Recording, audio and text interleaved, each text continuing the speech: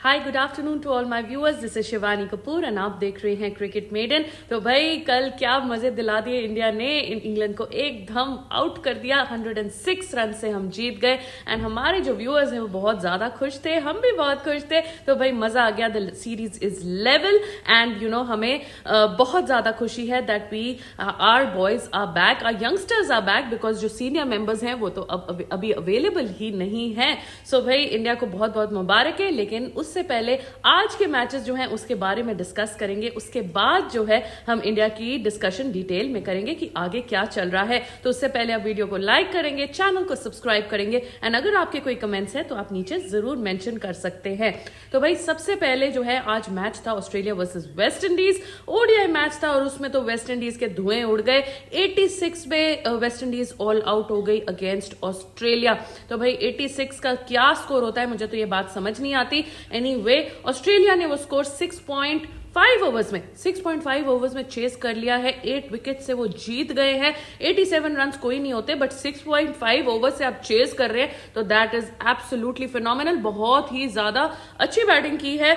तो भाई अगर मैं एक बार स्कोर कार्ड पढ़ दूं तो भाई वेस्ट इंडीज का स्कोर कार्ड क्या ही पढ़ना। 86 पे 10 विकेट्स चली गई। हाईएस्ट स्कोरर इनके ओपनर थे अथानजे एंड बिना शमार जोसेफ के तो टीम एकदम एब्सोल्युटली ढेर ही लग रही है। तो यार वेस्ट इंडीज को कुछ करना पड़ेगा। अब ये 2 मैचेस हार गए हैं। तो भाई विकेट्स के टर्म में बार्टलेट जो है ऑस्ट्रेलिया के, उन्होंने 4 विकेट्स लिए हैं। लांस मॉरिसन जैम्पा ने 2 अपीस लिए हैं। सो भाई इसके बाद जो है बारी आई ऑस्ट्रेलिया की एंड ऑस्ट्रेलिया में मैगर्क जो है, जेक फ्रेजर मैगर्क, इनकी काफी चर्चा चल रही है आजकल। तो इन्होंने 41 रन बनाए। जॉश इंग्लिश ने जो है कोविड से सफर कर रहे हैं, इन्होंने 35 रन बनाए। 87 for 2 होके ऑस्ट्रेलिया ये मैच जीत चुका है। विकेट कॉलम में अल्जारी जोसेफ ने 1 विकेट लिया एंड जो थॉमस हैं उन्होंने 1 विकेट लिया। लेकिन इन wickets were obviously not enough because 86 are not enough runs. तो भाई ऑस्ट्रेलिया 8 विकेट से जीत गया है। तो भाई ये जो रिकॉर्ड है 259 बॉल्स के मार्जिन से, जो बॉल्स लेफ्ट के हिसाब से जिस तरीके से ऑस्ट्रेलिया जीता है, it's come in one of the top 10 ever. मतलब 259 रन से आप एक ओडीआई मैच जीत गए हैं, तो बहुत ही ज्यादा स्पेक्टेक्युलर बात हो गई है ऑस्ट्रेलिया की तरफ से। Congratulation to Australia and West Indies. अगर आप थोड़ा अपना सॉक्स पुल नहीं करेंगे तो ऐसी बेइज्जतियां आगे होती रहेंगी। इसके अलावा एक और मैच था, सुबह 3:30 बजे वो शुरू हो जाता है। मेरी तो बार बार नींद ही खुलती जाती है क्योंकि मैं देखना चाहती हूँ अरे रचिन रविंद्र क्या कर रहा है एंड विलियमसन क्या कर रहा है। तो प्रॉपरली नींद भी नहीं आती है, दिमाग में जो है क्रिकेट ही घूमता रहता है। सो भाई Williamson again big champion player, एक और सेंचुरी उन्होंने लगा दी है एंड बिग लीड न्यूजीलैंड ने अपने सेकेंड इनिंग्स पे ले ली है। तो हमारे एक रेगुलर व्यूअर आते हैं विशाल जी, उन्होंने क्वेश्चन पूछा था मुझसे कल कि मैम की फॉलो ऑन हो सकता है नहीं हो सकता है। तो विशाल जी मैंने आपको बोला था कि फॉलो ऑन आजकल टीम्स नहीं देती हैं क्योंकि उनको अपने बॉलर्स को थोड़ा सा ब्रीदर देना होता है। तो आजकल वो फॉलो ऑन का जो कल्चर है वो थोड़ा मिनिमाइज हो गया है। तो एज एक्सपेक्टेड फॉलो ऑन नहीं दिया गया, हालांकि वो दे सकते थे। 164 पे वो ऑल आउट हो गए थे। सो भाई इस हिसाब से फॉलो ऑन नहीं दिया गया। विलियमसन वापस आए। रचिन रविंद्र जो है वो थोड़ा जल्दी आउट हो गए थे, बट आराम प्यार से न्यूजीलैंड क्रूज कर रही है एंड अभी जो है स्कोर है, अगर मैं आपको लेटेस्ट स्कोर बना दूं तो भाई ये स्कोर ही घूम गया। अच्छा हाँ, 179 for 4 है, जिसमें टॉम लेथन 3 में आउट हो गए थे। कॉनवे जो है वो अगेन नील ब्रैंड ने उनको आउट कर दिया 29 पे। केन विलियमसन आउट हो गए हैं अगेन नील ब्रैंड ने 109 रन पे। चलिए अनदर सेंचुरी। तो केन विलियमसन ने 2 इनिंग्स में 2 सेंचुरीज बनाई हैं, first innings and second innings. 4 दिन में उनकी 2 सेंचुरीज लग गई हैं। तो बहुत ही ज्यादा फिनोमिनल बैटिंग है। मैंने ऐसा भी सुना है, though I have to confirm it, कि लास्ट 6 मैचेस में 6 सेंचुरीज हैं केन विलियमसन की। तो भाई हमारे जो विराट कोहली हैं उनके लास्ट 2 साल में शायद 2 सेंचुरीज है। ऐसा कुछ बुरा टेस्ट रिकॉर्ड चल रहा है, ऑब्वियसली बिकॉज वो टेस्ट मैचेस नहीं खेल रहे हैं। बट फैब 4 के एक और मेंबर जो है वो है Kane Williamson and Kane Williamson has hit 2 centuries in the last 4 days and that is absolutely phenomenal. So भाई रचिन रविंद्र 12 रन बना के आउट हो गए थे, डबल सेंचुरियन जो है. डैरल मिचेल अभी भी खेल रहे हैं 11 पे, टॉम बंडल खेल रहे हैं एंड अभी जो है New Zealand is leading by 528 runs. बहुत बड़ी लीड है. मुझे आके ऐसा लग रहा है कल इनको फास्ट हिटिंग करनी चाहिए, फटाफट डिक्लेरेशन करनी चाहिए एंड मैच इनको कल ही ओवर कर देना चाहिए बिकॉज साउथ अफ्रीका जो है ज्यादा रेजिस्टेंस विद द बैट नहीं शो कर रही है, तो काफी डिसअपॉइंटिंग है. 162 पे ये ऑल आउट हो गए थे. पहले इनिंग्स में 10 विकेट्स चली गई थी एंड देन 3 विकेट्स ली है मैट हेनरी ने एंड 3 विकेट्स ली है सैटनर ने. जेमिसन ने 2 ली हैं and Rachin Ravindra with the ball as well. तो कमाल है रचिन रविंद्र की, कमाल धमाल सी टेस्ट मैच चल रहा है. तो 2 विकेट्स भी ले लिए, डबल सेंचुरी भी बना दी एंड केन विलियमसन ने दोनों इनिंग्स में सेंचुरी बना दी. तो भाई न्यूजीलैंड के लिए काफी ज्यादा मुनाफे का मामला चल रहा है ये टेस्ट मैच. जो यंग स्क्वाड जो आ गया है साउथ अफ्रीका का, उनको ये काफी धो रहे हैं. सो एनीवे आज इंडिया 19 का अंडर 19 का भी मैच है against South Africa under 19. Semifinal है, 1:30 शुरू होगा. जब तक आपको ये वीडियो मिलेगी तब तक वो मैच शुरू हो चुका होगा क्योंकि मैंने तो वीडियो पहले शूट की थी. तो भाई वो मैच हम फॉलो करेंगे एंड जो भी उस मैच में होगा डिटेल में हम उसको रात को डिस्कस करेंगे अपने लाइव शो में 10:15. तो आप हमें जरूर उस टाइम ज्वाइन करिएगा. We will like to talk to all our viewers regarding their opinion on this particular match which is going on. तो भाई all the best to Team India. आप क्वालिफाई करिए, आगे जाइए, बढ़िए, अपने कंट्री का नाम रोशन करिए, तो बहुत ज्यादा मजा आने वाला है. सो भाई big news, Kane Williamson again 100, that is phenomenal. And then West Indies जो है बहुत बुरी तरह हार चुका है ऑस्ट्रेलिया से, that is very very bad. And India 19 is gearing up for the semifinal clash against South Africa, the home team. तो भाई थोड़ा सा मुश्किल होने वाला है but nevertheless we are all ready for it. So इसके अलावा जो है विराट कोहली पे कोई खबर नहीं है अभी तक. यही बोला जा रहा है दैट विराट कोहली की अभी अवेलेबिलिटी क्लियर नहीं है. राहुल द्रविड़ ने भी यही कहा है दैट उनसे पूछा जाएगा वेदर दे आर अवेलेबल और ही इज अवेलेबल और नॉट. उसी हिसाब से देखा जाएगा. We will respect his decision. तो विराट कोहली जी आपसे हमारी सिंसियर रिक्वेस्ट है दैट आप प्लीज आइए, खेलिए, country needs you, we need you. आपके बिना जो है बैटिंग बहुत वीक लग रही है. तो हमारी सिंसियर रिक्वेस्ट है, एवरीथिंग असाइड, कोई क्रिटिसिज्म नहीं होगी, कोई कुछ नहीं होगा.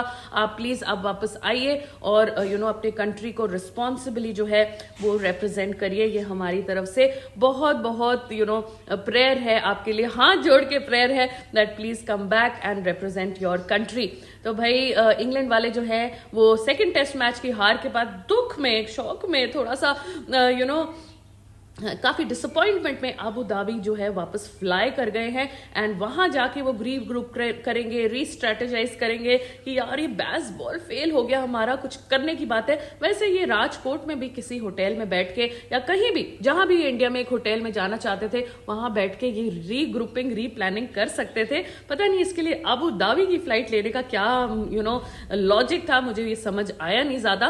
पहली बार मैंने ऐसा कुछ देखा कि सीरीज के बीच में जो एक टीम है वो दूसरी कंट्री चली गई है और उसके बाद नेक्स्ट मैच के लिए उस दूसरी कंट्री से वापस भी आ गई है. तो ये चीज मुझे थोड़ी सी वियर्ड सी लगी, थोड़ी सी नॉनसेंस वाली बातें लगी. वैसे इंग्लैंड है तो कुछ नॉनसेंस वाले लोग ही हैं, तो कुछ ना कुछ अजीब सा करते रहते हैं. हम पे इन्होंने 200 साल राज भी किया है, हमारा कोहिनूर लेके ये चोरी करके बैठे हुए हैं. तो यार इनसे कुछ भी एक्सपेक्टेड है. वैसे न्यूज ये है दैट किंग्स चार्ल्स जो है इनके जो किंग है वो उनको कैंसर डिटेक्ट हो गया है और उनकी ट्रीटमेंट चल रही है. तो भाई एक नॉस्ट्रेडामस एक बहुत पुराने एक सियर थे. तो सियर वो लोग होते हैं जो फ्यूचर में देख सकते हैं. तो नॉस्ट्रेडामस जो है वो बहुत एक पॉपुलर सियर है, बहुत पहले, हजारों साल पहले वो थे और उन्होंने एक बुक लिखी है नॉस्ट्रेडामस की. वो बुक है मेरे पास भी पड़ी है, मैं कभी कभी पढ़ती हूँ वो बुक. तो उसमें 2024 में उन्होंने ये प्रेडिक्शन दी थी कि किंग चार्ल्स को कुछ होने वाला है या कुछ ऐसी चीज आएगी जिसके वजह से उनके बेटों को उनका चार्ज आगे लेना पड़ेगा. तो भाई नॉस्ट्रेडामस की हजारों साल पहले ये जो प्रेडिक्शन थी वो सही आते हुए. वैसे नॉस्ट्रेडामस ने जापान में जो अर्थक्वेक आया था उसके बारे में भी अपनी बुक में, अपनी प्रेडिक्शन में मेंशन किया है. तो नॉस्ट्रेडामस की तो काफी चीजें जो है वो ट्रू आती है। कुछ उन्होंने 24 में चाइना के साथ भी कुछ गड़बड़ बोला है, तो लेट्स सी कुछ चाइना के साथ होता है, नहीं होता है, क्या होता है, we will wait for that. तो anyway, coming back to cricket, Virat Kohli की एब्सेंस का अभी कुछ कंफर्मेशन नहीं है। कोई लोग कह रहे आएंगे, कोई लोग कह रहे नहीं आएंगे।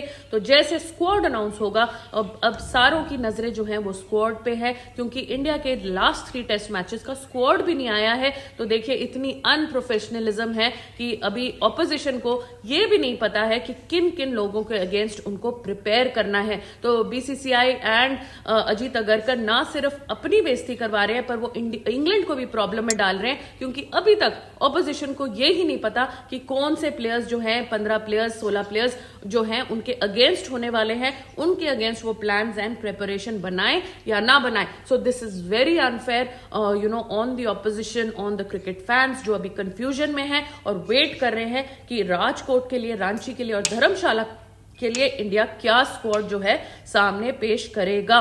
तो भाई विराट कोहली का जो भी प्रॉब्लम है, अगर वो अवेलेबल है तो ठीक है, अगर नहीं अवेलेबल है तो please look beyond him, please look at other players and उनको आप टीम के साथ आप स्क्वाड को अनाउंस कीजिए एज सून एज पॉसिबल। तो स्क्वाड में देखा जाएगा कि श्रेयस अय्यर जो है उनको रखा जाता है, ड्रॉप किया जाता है, निकाला जाता है, रिटेन करा जाता है। केएस भरत का मैं नहीं समझती कि कोई काम है इस स्क्वाड में, उनको प्लीज आप बाहर करिए। सरफराज से विकेट कीपिंग कराइए या केएल राहुल से करवाइए, that is not my concern, but आप केएस भरत को प्लीज बाहर निकालिए। देश के मुकेश को थोड़ा सा आप रेस्ट दीजिए, उनको खेलने की जरूरत नहीं है। इसके अलावा what I feel is may be आप डोमेस्टिक से भुवनेश्वर कुमार या उमेश यादव, ये 2 अच्छे ऑप्शन थे। हमारे व्यूअर्स ने ही कल उमेश यादव को सजेशन दी थी, तो आई थिंक उमेश यादव या Bhuvneshwar Kumar can be a good option. अगर बुमराह को कहा जा रहा है, रेस्ट दिया जा रहा है, अगर आप बुमराह को रेस्ट देना चाहते हैं तो इन 2 खिलाड़ी की तरफ से एक्सपीरियंस के तौर पे आप देख सकते हैं। अगर